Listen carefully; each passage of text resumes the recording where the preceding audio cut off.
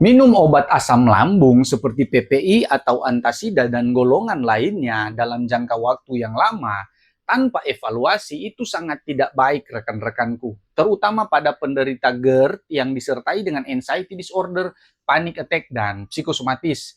Itu karena masalah utamanya sering bukan hanya pada asam lambungnya saja, tapi juga stres, cemas, dan sistem saraf yang terlalu sensitif. Obat asam tidak menyelesaikan akar masalahnya, rekan-rekanku, atau tidak bisa menyembuhkan akar permasalahannya. Ya, kalian harus lebih mengerti. Malahan lambung bisa menjadi malas memproduksi asam alami sehingga pencernaan makin tidak optimal dan keluhan justru mudah kambuh saat obat dihentikan. Seperti itu rekan-rekanku semua. Juga penyerapan nutrisi vitamin B12, magnesium, kalsium bisa terganggu sehingga dapat memicu lemas, pusing, jantung berdebar, dan cemas makin terasa. Ya, rekan-rekanku, ketergantungan psikologisnya, penderita jadi merasa tidak aman tanpa obat, sehingga anxiety dan panik makin terpelihara.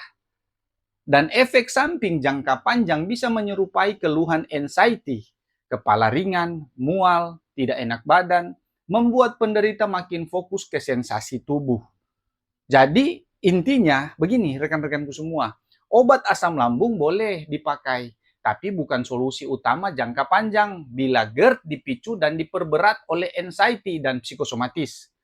Ya, penanganan yang lebih efektif adalah mengelola kecemasan, pola pikir, stres, pola makan, dan gaya hidup.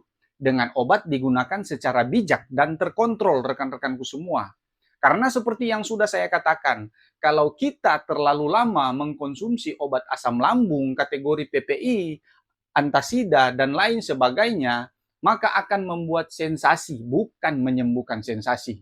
Juga mengganggu kesehatan tulang kita, rekan-rekanku semua.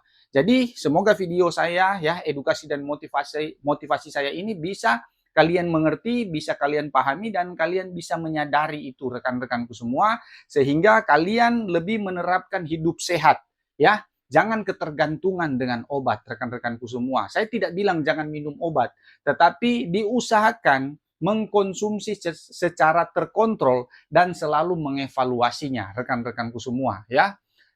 Pokoknya intinya lebih lebih fokusnya kita, ya, kepada merubah pola pikir, mengontrol stres, dan menerapkan hidup lebih sehat lagi, rekan-rekanku semua. Mungkin seperti itu ya. Dan kalau video ini saya bermanfaat buat kalian semua, tolong bantu di-share sebanyak-banyaknya, biar rekan-rekan kita di luar sana juga mereka bisa mendengar edukasi dan motivasi ini, mereka bisa mengerti, memahami, dan mereka juga bisa merasa tenang, nyaman, dan mereka juga bisa berproses dengan sembuh tanpa ketergantungan obat-obatan, rekan-rekanku semua ya.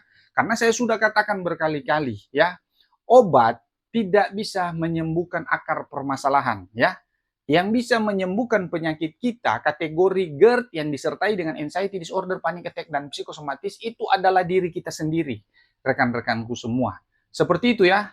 Dan tolong bantu di like video saya ini dan silakan isi tanggapan kalian di dalam kolom komentar. Apa yang menjadi tanggapan kalian, apa yang menjadi sensasi yang kalian rasakan saat ini, kalian bisa isi di dalam kolom komentar. Dan kalau saya bisa membantu langsung menjawab di dalam kolom komentar, saya akan langsung ketik balas di dalam kolom komentar. Tetapi kalau saya merasa itu harus dibahas secara panjang lebar, ya, saya akan membuatkan video buat kalian. Mungkin seperti itu rekan-rekanku semua. Doa saya kalian cepat sembuh, ya. Kalian cepat berproses untuk menyadari bahwa saya saat ini hanya dalam keadaan gangguan pikiran atau gangguan mental. Seperti itu rekan-rekanku semua. See you next video dan salam sehat.